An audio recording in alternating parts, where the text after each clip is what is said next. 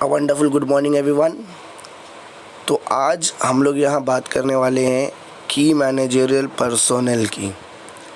की managerial personnel guys, companies act 2013 के under में की मैनेजरियल कॉन्सेप्ट को बहुत ज़्यादा इम्पोर्टेंस दिया गया है।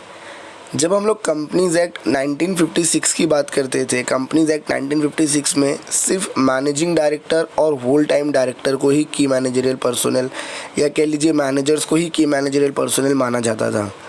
कंपनीज एक्ट 2013 में इस डेफिनेशन में कुछ पर्सनालिटीज़ को और ऐड किया गया। इसके पहले कि मैं आपको कंपनीज एक्ट के अकॉर्डिंगली की मैनेजरियल पर्सोनेल बताऊं, फ़िलहाल के लिए मैं आपको पहले ये बताना चाहूँगा कि की मैनेजरियल पर्सोनेल का मीनिंग क्या है। गाइस, जब भी आप वर्ड की सुनते हो ना, याद रखिए इट इज़ इम्पॉर्टेंट वन। तो की का मतलब होता है इम्पॉर्टेंट। तो की मैनेजरियल पर्सोनेल मतलब वो लोग, पर्सोनेल का मतलब आप एम्प्लॉय कह सकते हो। तो की मैनेजरियल पर्सोनेल मतलब वो लोग या वो एम्प्लॉय जो कंपनी में एक बहुत इंपॉर्टेंट रोल प्ले करते हैं, जो बहुत अहम भूमिका निभाते हैं, आप कह लीजिए, जिनका कंपनी में होना बहुत ज़्यादा ज़रूरी है। तो कंपनीज एक्ट 2013 के अंडर में, जैसे मैं बता रहा हूँ आपको, कंपनीज एक्ट 1956 में सिर्फ managing director, whole time director और मैनेजर्स को ही की मैनेजरियल पर्सोनेल कहा जाता था। कंपनीज एक्ट 2013 के अकॉर्डिंगली की मैनेजरियल पर्सोनेल की डेफिनेशन में जो ट्रेडिशनल रोल्स थे इसको तो इंक्लूड किया ही गया, यानी manager, managing director, whole time director और मैनेजर्स को। साथ ही साथ इसमें इंक्लूड किया गया chief finance officer, chief executive officer, जिसको कंपनी सेक्रेटरी भी हम लोग कह सकते हैं।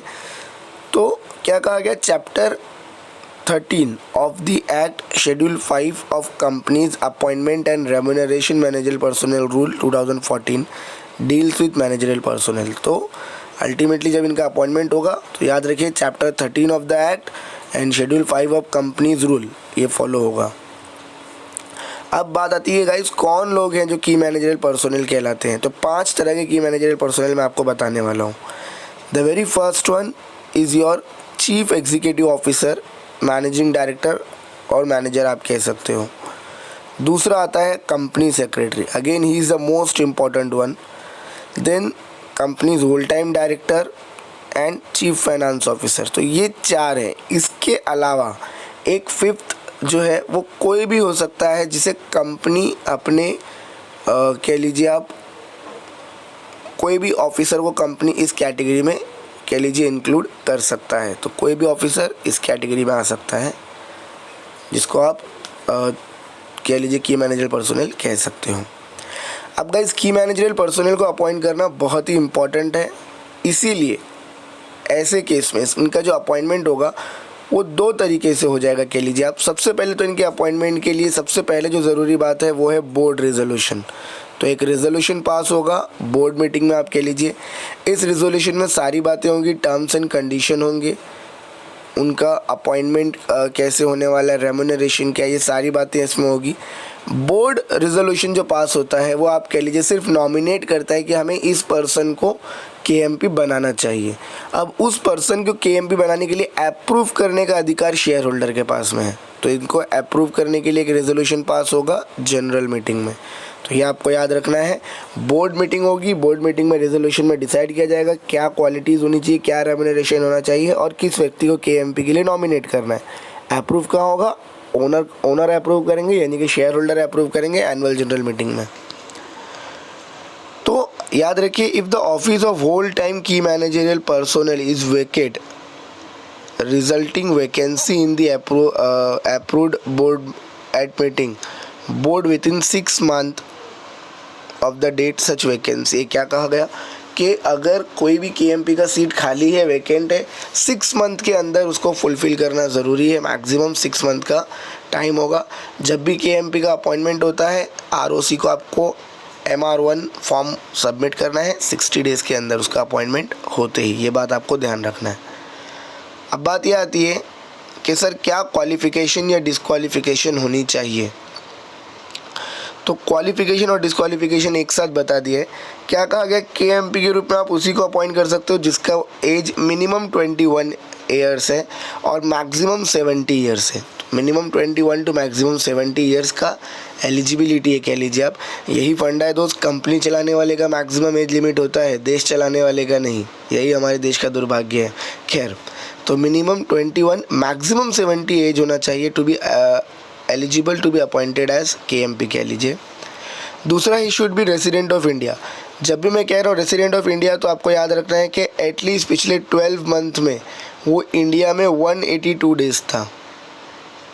182 डेज इंडिया में था वो पिछले 12 मंथ में, प्रीसीडिंग 12 मंथ में, कह लीजिए। बिसाइड दिस, नाउ ये तो समझ लीजिए 2 बात क्वालिफिकेशन की हो गई। अब यहाँ से जो है वो डिसक्वालिफिकेशन है, यानी कि कौन व्यक्ति जिसको आप, या क्या नहीं होना चाहिए, KMP बनना है अगर, तो क्या नहीं होना चाहिए। सबसे पहले अनडिस्चार्ज इंसॉल्वेंट नहीं होना चाहिए। अगर आप अनडिस्चार्ज इंसॉल्वेंट हो तो आप KMP के रूप में अपॉइंट नहीं हो सकते। दूसरा, he has not been suspend payment to his creditor. इसने कभी भी अपने क्रेडिटर को कोई भी पेमेंट सस्पेंड नहीं किया है, यानी हमेशा अपने क्रेडिटर को टाइम पे पेमेंट की है इसने। आप कह लीजिए कभी 6 महीने से ज़्यादा के लिए जेल नहीं गया है, कन्विक्टेड नहीं है, कह लीजिए सेंटेंस नहीं हुआ है 6 महीने से ज़्यादा के लिए, जेल नहीं हुआ है, या कभी भी इसको फाइन या पेनल्टी नहीं लगाई गई है इस चीज़ के लिए, यानी कंपनीज रन करने के लिए। आप कहोगे सर रोड से जा रहा था, चालान कट गया ट्रैफिक का, उसको इंक्लूड नहीं करेंगे यहाँ पर। कंपनी से रिलेटेड कोई पेनल्टी नहीं लगी, उसकी एक्टिविटी से रिलेटेड कोई पेनल्टी नहीं लगी है। ना ही उसको डिटेन किया गया है foreign exchange prevention of smuggling activities 1974 के अंडर में। इस एक्ट के अंडर में भी कभी भी उसको डिटेन नहीं किया गया या गिल्टी कभी नहीं पाया गया वो। तो ऐसे केस में आप कहोगे ये जो लोग हैं, ये क्वालिटी नहीं होनी चाहिए और ये क्वालिटी जो है वो होनी चाहिए टू बी ए KMP के रूप में अपॉइंट होने के लिए। देन आफ्टर बात आती है कौन सी कंपनीज है जिनको कंपल्सरीली आप कह लीजिए अपॉइंट करना ही पड़ेगा KMP, मतलब KMP अपॉइंट किए बगैर काम नहीं चलने वाला।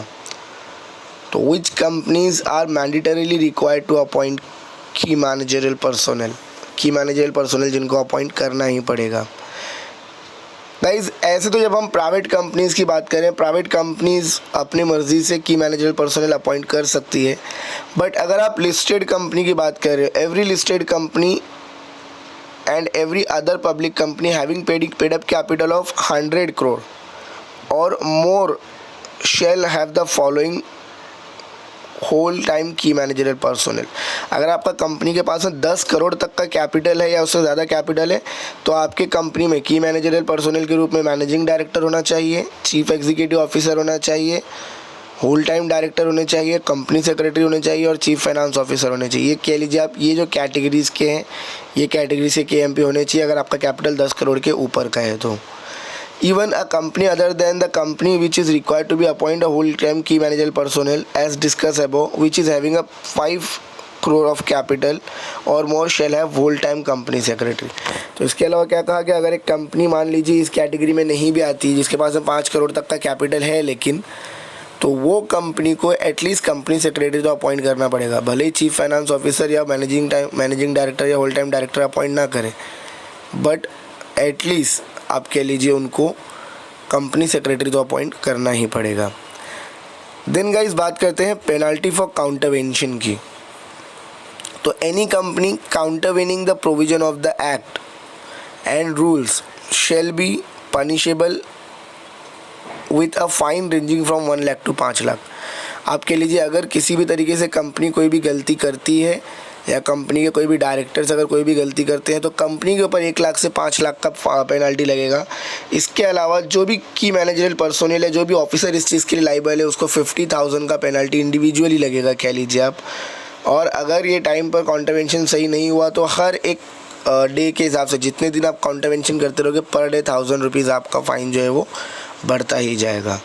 सो गाइज इस तरीके से आप कह लीजिए ये ओवरऑल होता है आपका की manager personnel. So thank you, have a great day.